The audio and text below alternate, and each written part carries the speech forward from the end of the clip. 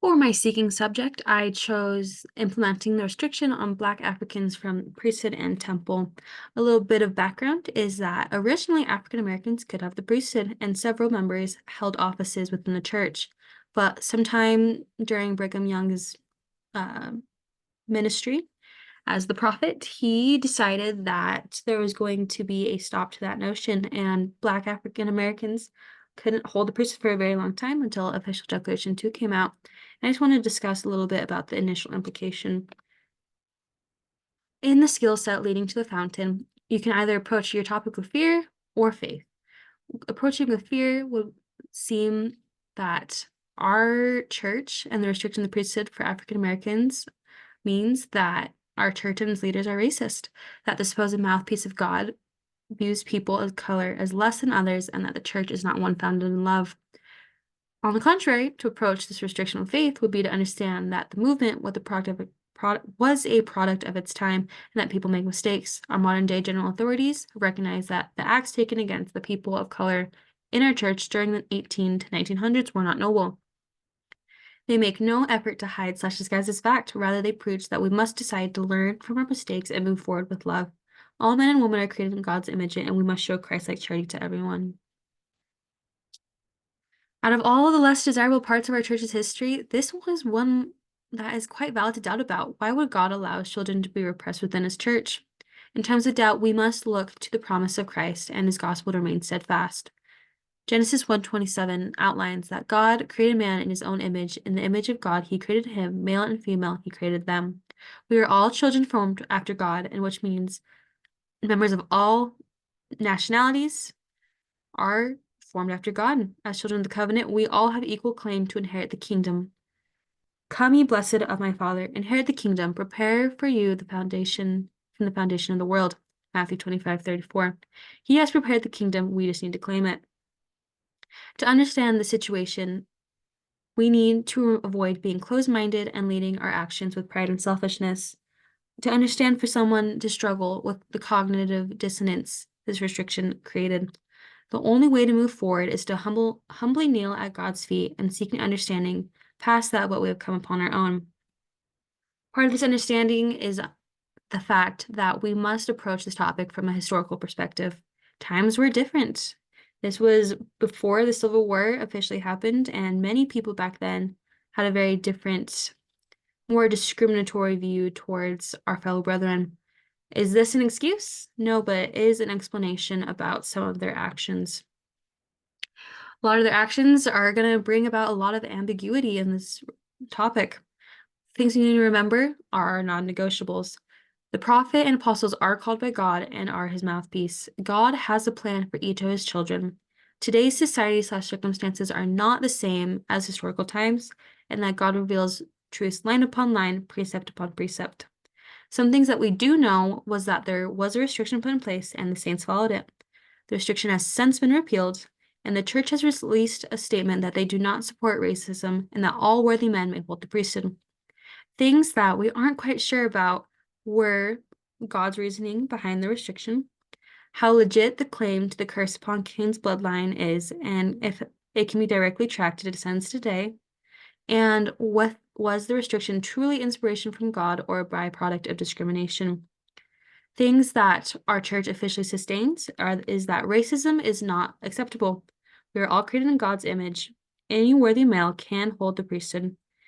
Topics that we still need to explore and seek out are the facts on whether or not the curse on Cain's bloodline is still legit today, the messages that supposedly made Brigham Young racist, and the origins of the restriction and whether it was Brigham Young like Aaron suggests, or perhaps even earlier than we thought.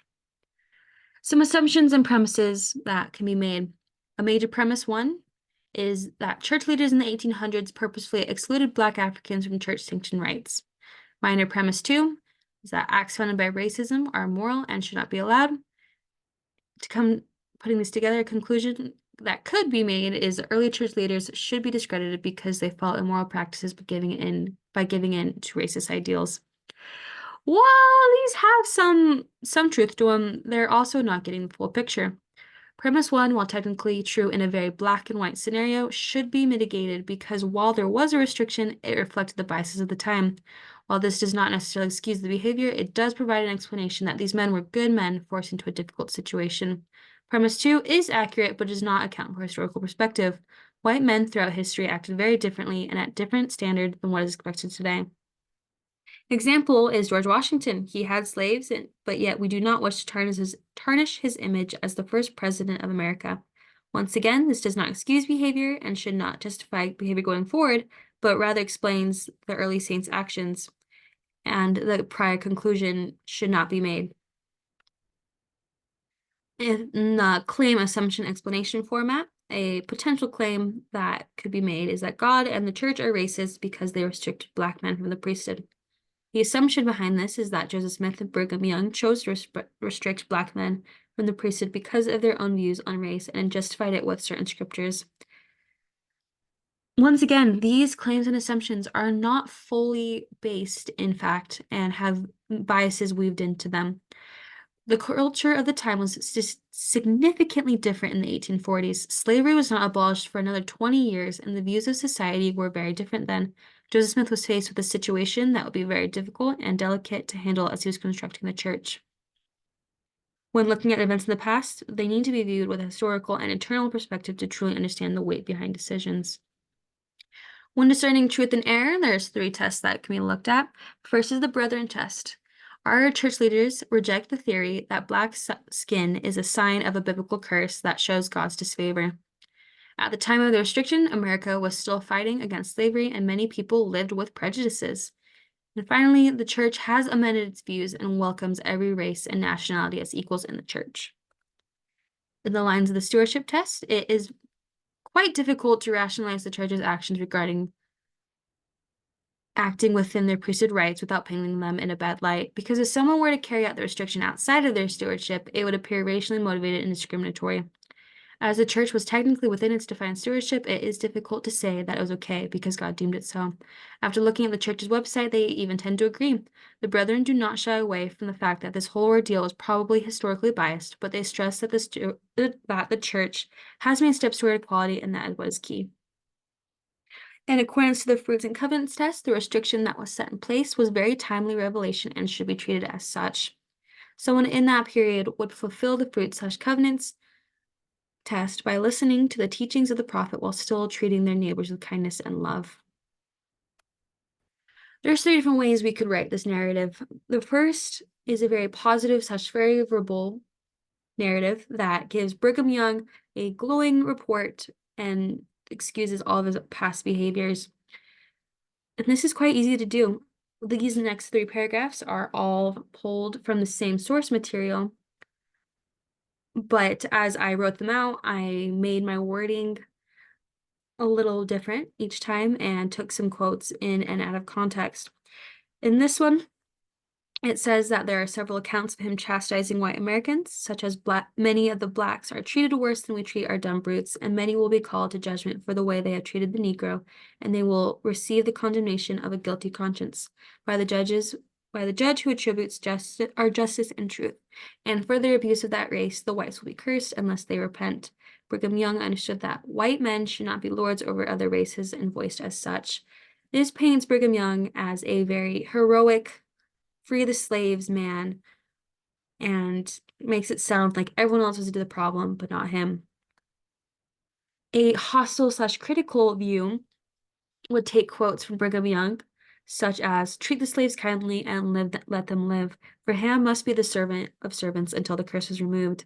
Believing in the curse of Cain's lineage, he allowed African American men to be restricted from the full blessings of heaven. This restriction creates a dark origin story for the church, and even though leaders today are trying to be more inclusive, they cannot hide the mistakes of the past. While these are the words Brigham Young stated, they are taken out of context and don't paint the full picture of this talk that he was giving. A more impartial/nonpartisan paragraph would be something along the lines of this. From the years 1852 to 1978, there was a restriction put in place that prevented African American men from holding the priesthood and exercising its keys. This was not the brightest moment of the Church of Jesus Christ of Latter-day Saints history, but while there is no excuse, there is an explanation. The church leaders of this time were unfortunately a product of their environment. Brigham Young, for example, was simply applying his knowledge of Scripture to the circumstances he saw around them. In an address to the saints in Salt Lake on October 6, 1883, he stated, "Treat the slaves kindly and let them live. For Ham must be the servant of servants until this curse is removed." He believed in the cursing of Cain's lineage and simply applied the gospel subject to his surroundings. Even though he upheld the restriction, he was not necessarily a terrible person. During the events of the American Civil War, Brigham Young showed empathy for those being mistreated as slaves. If the government of the United States and Congress assembled had the right to pass an anti-polygamy bill, they also had the right to pass a law that slaves should not be abused as they have been. They had also a right to make a law that Negroes should be used like human beings, and not worse than dumb brutes. While he may have been indifferent to slavery ideals, he conceded that no human should be treated as such, and used his position of power to voice as such. Humans are not perfect, and neither was Brigham Young. He made some poor decisions, but so have all the historical figures we hold in high regard. The church has made a point in clarifying that in today's society we do not accept racism, and instead of looking backward on the mistakes of others, church leaders are paving the way forward towards a higher standard of loving one another. And another skill set, we've talked about thinking slow and different biases that could come out of thinking too fast. One could be such that the overcoat bias can be seen when people place their modern day perspective on the founding saints. They grew up in a very different social climate and they are going to act differently. Following are other biases that could be applied if someone thinks too fast and get the wrong idea. Going forward, we must act in diligence. There is a lot of research out there, and we must be ready to dive into the literature. It's going to take a lot of effort, since these are ancient documents, but if we decide to push past and have patience, we will find that we can find answers to our questions.